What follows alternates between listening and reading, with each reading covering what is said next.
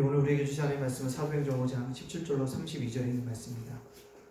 사도행전 5장 17절로 32절에 있는 말씀 제가 봉독해 올립니다. 대제사장과 그와 함께 있는 사람 즉 사두개인의 당파가 다 마음의 시기가 가득하여 일어나서 사도들을 잡아다가 옥에 가두었더니 주의 사자가 밤에 옥문을 열고 끌어내어 이르되 가서 성전에 서서 이 생명의 말씀을 다 백성에게 말하라 하며 그들이 듣고 새벽에 성전에 들어가서 가르치더니 대제사장과 그와 함께 있는 사람들이 와서 공예와 이스라엘 족속의 원로들을 다 모으고 사람들을 옥에 보내어 사도들을 잡아오라 하니 부하들이 가서 옥에서 사도들을 보지 못하고 돌아와 이르되 우리가 보니 옥은 든든하게 잠기고 지키는 사람들이 문에 서 있으되 문을 열고 본즉 그 안에는 한 사람도 없더이다 하니 성전 맡은 자와 제사장이 이 말을 듣고 의혹하여 이 일이 어찌 될까 하더니 사람이 와서 알리되 보소서 옥에 가두었던 사람이들이 성전에 서서 백성을 가르치더이다 하니 성전 맡은 자가 부하들과 같이 가서 그들을 잡아왔으나 강제로 못하면 백성들이 돌로 칠까 두려워함이더라. 그들을 끌어내다가 공회 앞에 세우니 대제사장이 물어 이르되 우리가 이 이름으로 사람을 가르치지도 말라고 언금하였으되 너희가 너희 가르침을 예루살렘에 가득하게 하니 이 사람의 피를 우리에게 돌리고자 함이로다. 베드로와 사도들이 대답하여 이르되 사람보다 하나님께 순종하는 것이 마땅하니라. 너희가 나무에 달아 죽인 예수를 우리 조상의 하나님이 살리시고 이스라엘에게 회개함과 제사함을 주시려고 그를 오른손으로 높이사 임금과 구주로 삼으셨느니라. 우리는 이 일의 증인이요 하나님이 자기에게 순종하는 사람들에게 주신 성령도 그러하니라 하더라. 아멘. 오늘 사도행전 5장 17절과 32절에 있는 말씀의 제목 핍박 가운데서 은혜가 넘치다 라는 말씀으로 말씀을 증거하려고 합니다. 우리가 또 온라인 예배를 드리면서도 한번 인사를 해보겠습니다. 어려움 속에서도 주의 은혜가 임합니다. 네, 가정에서 다 하셨죠? 네, 가정에서 다 하셨죠? 좀 믿습니다. 어려움 속에서도 주의 은혜가 임한다. 코로나19로 인해서 제가 감사하는 곳이 있습니다. 사회적 거리두기를 하니까요. 사람들과 함께 예배드리고 식사하고 만남이 얼마나 소중했던 시간인 것을 깨달으면서 내가 누렸던 일상이 뭐구나 감사였구나 깨닫게 되어집니다.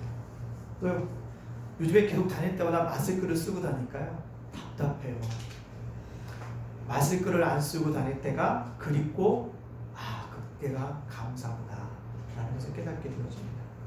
또 신혼 1년차 간호사가 코로나가 대구에 임했다는 소식을 듣고 대구로 달려가서 대구의 한 병원의 장례식장에서 잠을 자면서 환자들을 치료하고 있다라는 소식을 들으면서 대견하기도 하고 그런 간호사가 우리 주변에 많음을 너무나도 감사하게 되어집니다. 또 의료진들에게 더치커피를 배달하고 있는 이름 없는 국민들을 있음을 보면서 그 멋진 삶을 살아가는 국민들이 있음을 위해서 감사하게 되어집니다. 또 세상을 바꾸는 것은 정치인이 아니라 누구나 우리나라의 국민이었구나 라는 것을 깨달은 것 또한 감사하게 되어집니다. 또 제 신앙적으로는요, 이 코로나19로 인해서 다시금 제 자신을 바라보게 되어서 감사합니다. 사람의 눈에 보이지 않는 작은 이 바이러스가요 인해서 인간의 과학도 문명도 글로벌 경제도 인적 물적 교류도 다 멈추게 됨을 보게 되어집니다. 내가 연약한 존재구나.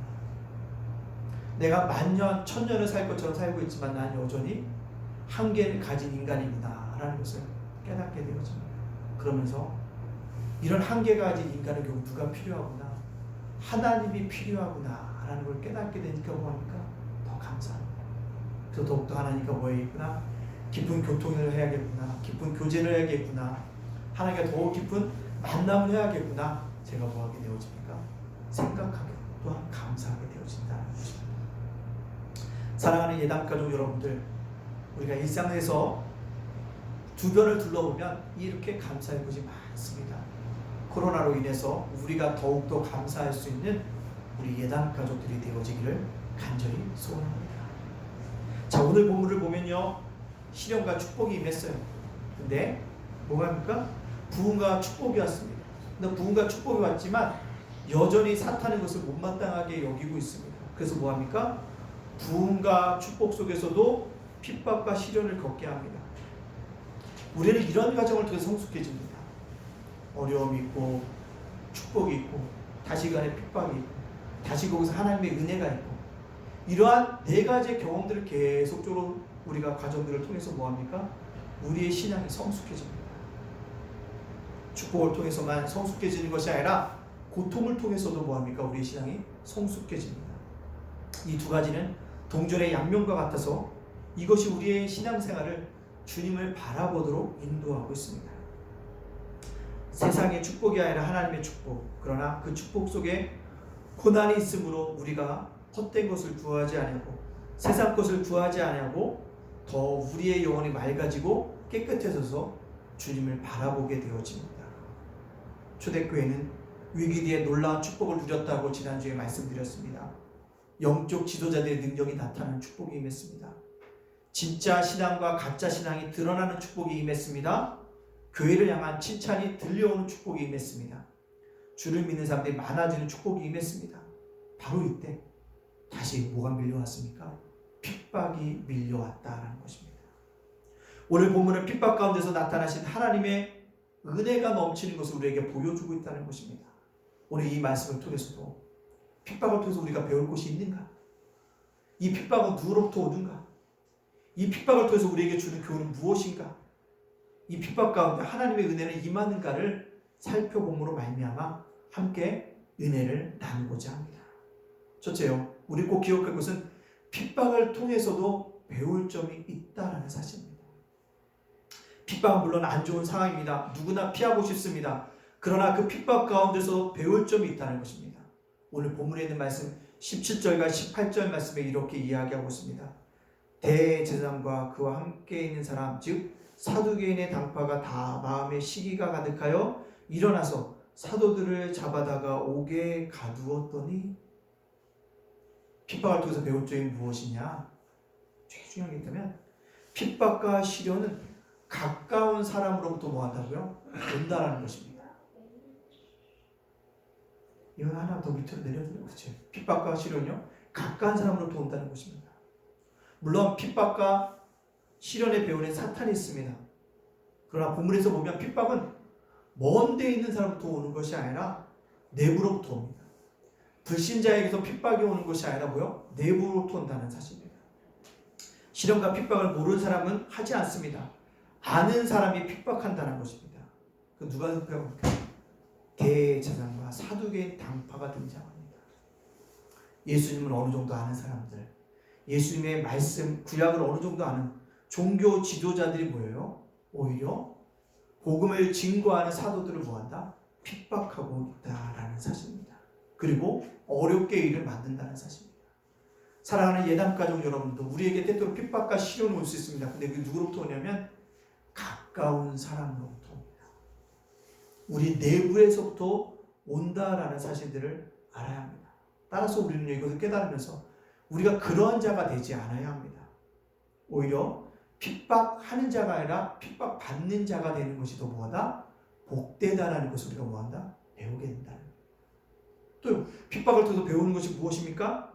핍박과 공격의 이유는 시기와 질투 때문이라는 사실을 우리가 알아야 합니다. 오늘 17절에 대제사장과 그와 함께 있는 사람 즉 사두개인의 당파가 마음에 시기가 가득하여 일어나서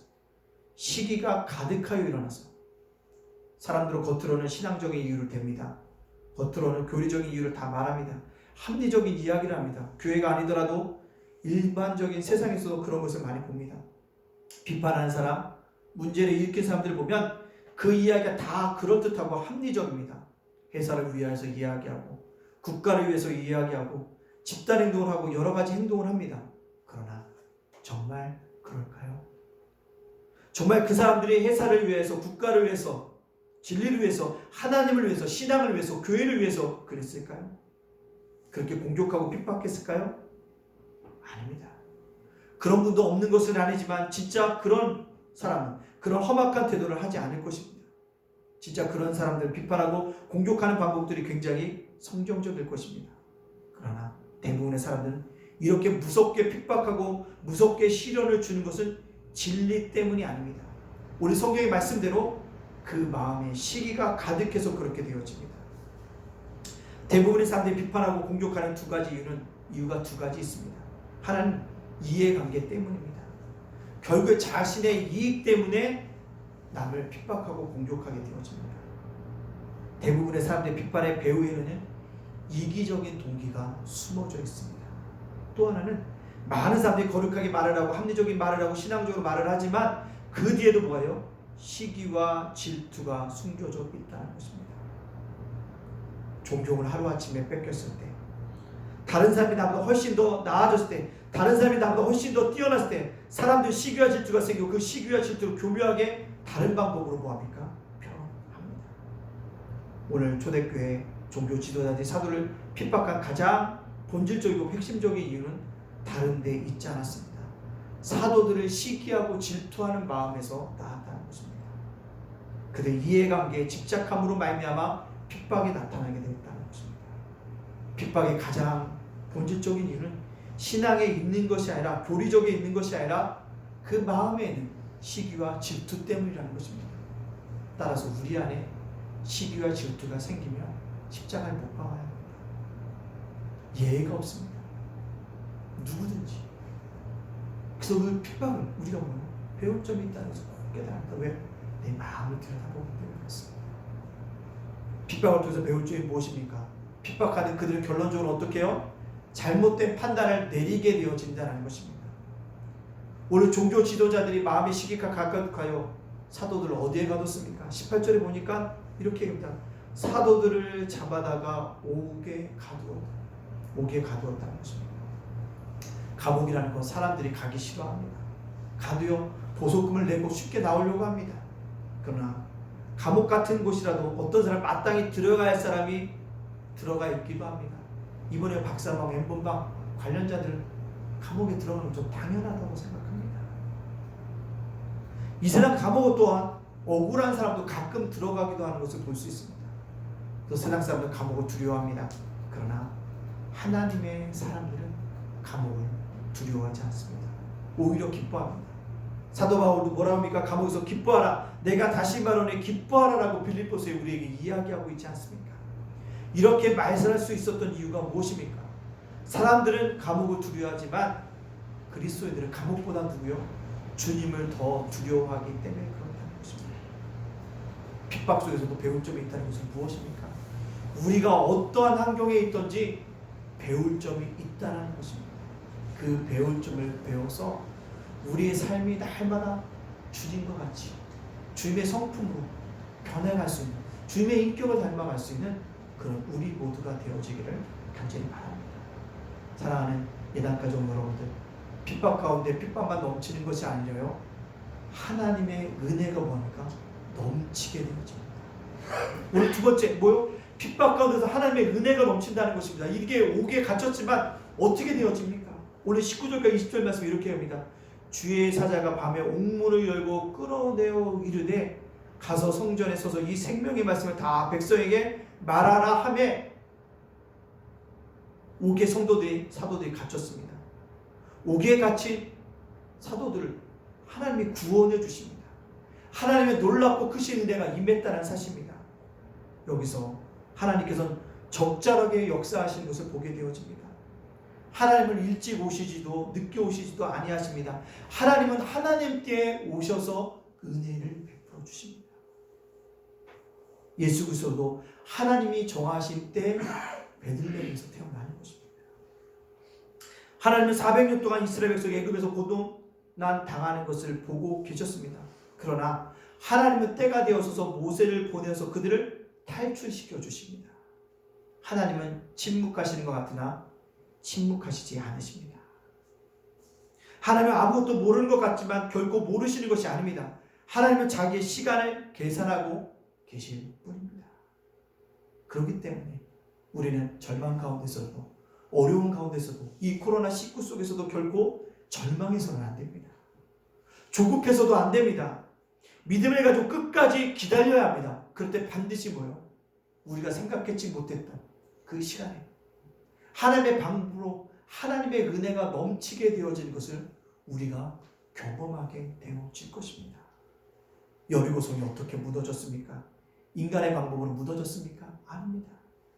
하나님의 방법으로 무너졌어요. 하루에 한 바퀴 돌고 제7일 되는 날은 7번을 돌았을 때 무너졌습니다. 하나님의 때에 하나님의 방법으로 여리고성이 무너졌습니다. 그렇기 때문에 하나님이 정한 시간 동안에 우리가 할 일은 하나님 말씀에 순종하며 인내하는 것입니다. 나병 환자의 나암 장군이 어떻게 고침을 받았습니까? 그가 요단강에 7번 들어갔을 때 고쳐졌습니다. 한 번 당겼을 때 고쳐졌을까요? 아니요. 7번 당겨졌을 때 목욕하고 나왔을 때 뭐요?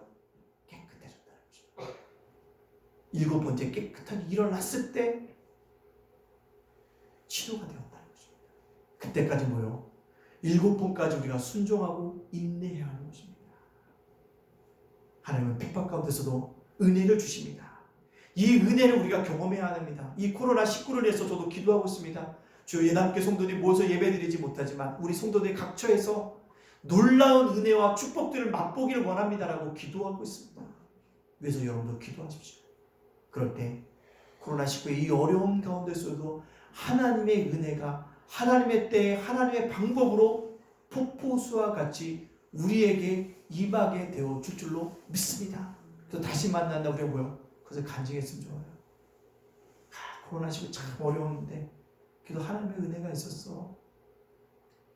내가 이만큼 그래도 하나님께서 폭포수와 같은 축복을 주셨어. 그런 자랑이 우리에게 넘치기를 원한다. 우리는 신호등 앞에서 멈췄습니다. 멈춰서고 기다립니다.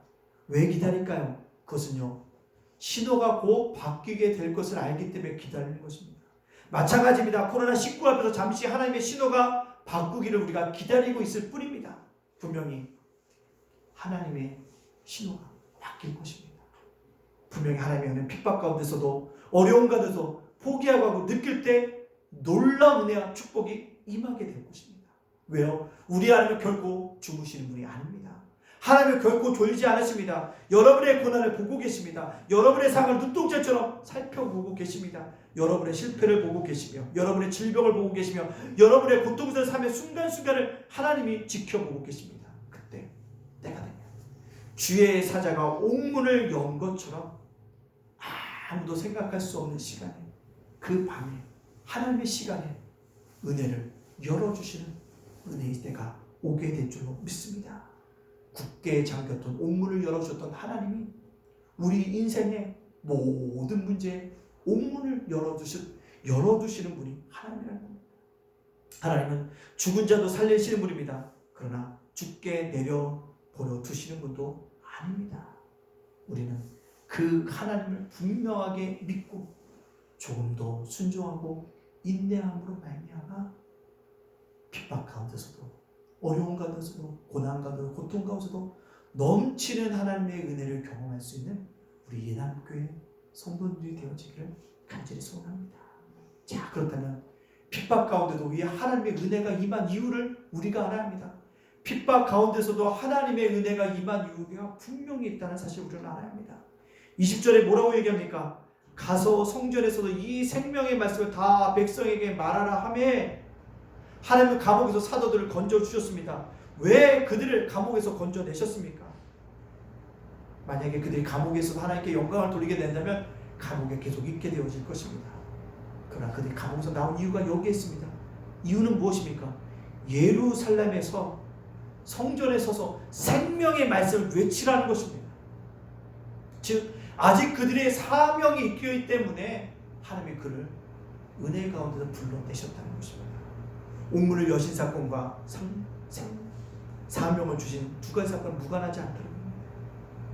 왜 우리에게 고난과 고통과 이 핍박 가운데서 우리에게 기적을 베풀어 주실까요? 아니 넘치는 은혜를 주실까요? 왜 우리의 생명을 하나님께 연장시켜 주실까요? 어떤 사람이 자동차 사고를 났는데요, 자동차 사고가 전복을 당했는데도 어떤 사람은 살아납니다. 왜 살려주셨을까요? 재수가 좋아서 살려주셨을까요?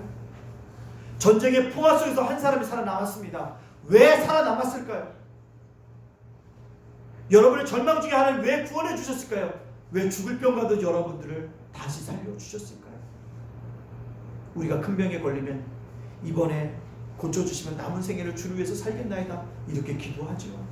근데요, 고침을 받으면 그것을 기도했던 것을 기억하는 사람이 별로 없습니다. 건강해지면 다 잊어버려요. 돈 많이 벌게 되면 다 잊어버리게 됩니다. 환경이 변하면 다 잊어버리게 되어진다는 것입니다. 저는 여러분들이 혹시 그런 약속 하셨다면 지키시길 바랍니다. 서울을 지키세요. 이것이 축복의 비결입니다. 결국 하나님은 잊지 않으십니다. 결국 무슨 얘기일까요? 기적에는요, 성교적인 의미가 담겨져 있다는 것입니다. 하나님의 기적을 베푸신 이유가 있다는 것입니다. 우리가 제일 큰 행복이 있다면 빨리 죽는 것입니다. 왜요? 고통스러운 세상에 오래 살아서 무엇하겠습니까? 주님 만나서 영원한 삶을 누리는 것이 더 행복인 것입니다. 앞으로 그 고생 얼마나 더 하겠습니까? 살아있어. 어떤 할머니를 이번 주에 만났는데 그 할머니 85세 살면서 처음이라 이런 날들은 처음이에요. 어떻게 보면 6.25 전쟁보다 더했다. 그런 얘기를 하시는 것을 들었습니다. 그러면서 그래요. 삶이 고난이에요. 그런 얘기하는 것을 들었습니다. 근데 우리가 더 살아가야 되는 이유가 무엇입니까? 그것은 성교적인 이유가 있기 때문입니까? 뭔가 할 일이 있어서 그렇습니다. 누구를 위해서? 주님을 위하여 할 일이 있기 때문에 그렇습니다. 내 생애를 통해서 아직 생명이 연장됐다면 아직도 이루어야 할 일이 있기 때문에 하나님께서 생명을 연장시켜 주셨다는 겁니다. 그 무엇입니까? 전도의 사람이 우리에게 아직 있기 때문에 그렇습니다. 한 생명으로 구원의 사람이 있기 때문에 그렇습니다. 내 주에 가난하고 병든 사람이 있기 때문에 그렇습니다. 하나님의 사랑을 나누어 주기 위해서는 것입니다. 그것이 핍박 가운데 은혜가 임한 우리를 향하신 하나님의 이유입니다. 아직도 여러분의 사명을 감당할 것이 있기 때문에 하나님의 기적과 핍박 가운데서 은혜를 폭포수와 같이 부어주셨다는 것입니다. 사랑하는 예담가족 여러분들, 여러분이 처한 환경에서 어려움과 고난 속에서 아픔 속에서 하나님의 은혜가 임했습니까? 그러면 아직 주님을 위한 사명이 있음을 깨달아야 합니다. 그 주님을 위한 사명, 생명의 말씀을 가르쳐야 합니다. 오늘 감옥에 나온 사도들이 어떻게 합니까? 성령이 감옥에 나오게 하신 그 이유에 따라서 성전에 서서 백성들을 가르칩니다. 도망간 것이 아닙니다. 숨은 것이 아닙니다. 담대하게 서서 공적인 자리에서 백성들을 가르쳤습니다. 다시 종교 지도자에게 잡혀갑니다. 사도들에게 잡혀갔지만 잡혀갔을 때 종교 지도자들에게 이렇게 얘기합니다. 29절 한번 제가 읽겠습니다. 베드로와 사도들이 대답하여 이르되 사람보다 하나님께 순종하는 것이 마땅하니라. 우리는 세상에서 살아갑니다. 그러므로 세상의 법을 따라 살 수밖에 없습니다. 그러나 우리는 세상에 살지만 세상 사람이 아닙니다. 우리는 세상에 살지만 하나님의 사람입니다. 세상에서 살아야 세상의 법을 따르지만 우리 마음에는 하나님의 법이 있습니다. 말씀의 법이 있습니다. 우리는 이런 행동의 원리를 알고 생명의 말씀을 따라 살고 전해야 합니다. 세상에 사는 신앙인은 이런 행동 원리를 따라가야 합니다. 내가 비록 세상에 살고 있지만 나는 세상 사람이 아니다. 우리가 세상을 두려워하랴 하나님을 두려워하랴, 세상 말을 따르랴 하나님 말을 따르랴.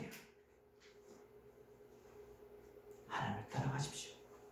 하나님을 두려워하십시오. 말씀 마치려고 합니다.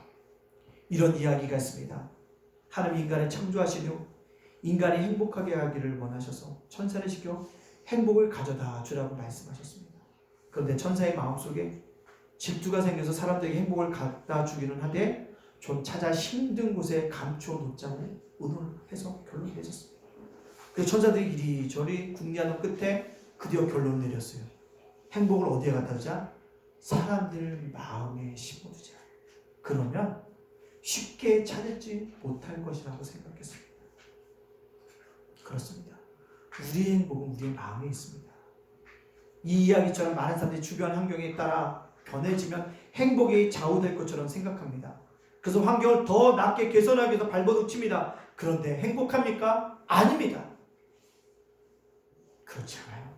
그래서 우리에게 오늘 주셨던 말씀은 뭐냐면 빌립보서 4장 7절의 말씀을 우리가 가지고 살아가야 한다는 것입니다. 제가 봉독해보면 이 말씀을 한 주간 우리가 묵상하면서 살기를 원합니다. 그리하면 모든 지각에 뛰어난 하나님의 평강이 그리스도 예수에서 너희 마음과 생각을 지키시리라. 진정한 행복, 평강의 삶입니다. 평강의 삶은 누구로부터 오냐? 그리스도 예수 안에 있을 때 우리 마음과 생각을 누가요? 하나님이 지켜주시는 것, 그것이 바로 행복이라는 것입니다. 마음인 것입니다. 사랑하는 예담가족 여러분들, 행복의 근원 되시는 예수 그리스도로 충만하시길 바랍니다. 생명의 말씀을 잡고 기도하시기 바랍니다. 그래서 코로나19를 비롯한 어떤 역경 가운데서도 예수 그리스도로 인하여 기뻐하는 삶을 살며 어려운 가운데서도 하나님의 은혜가 넘치게 임함을 굳게 믿고 어려운 가운데 속에서도 코로나19 속에서 당당하게 내게 주어진 신앙의 길, 인생의 길을 걸어감으로 말미암아 하나님의 놀라운 은혜와 축복들을 경험할 수 있는 우리 예담교회 성도들이 다 되어주시기를 주님의 이름으로 축복합니다. 아멘.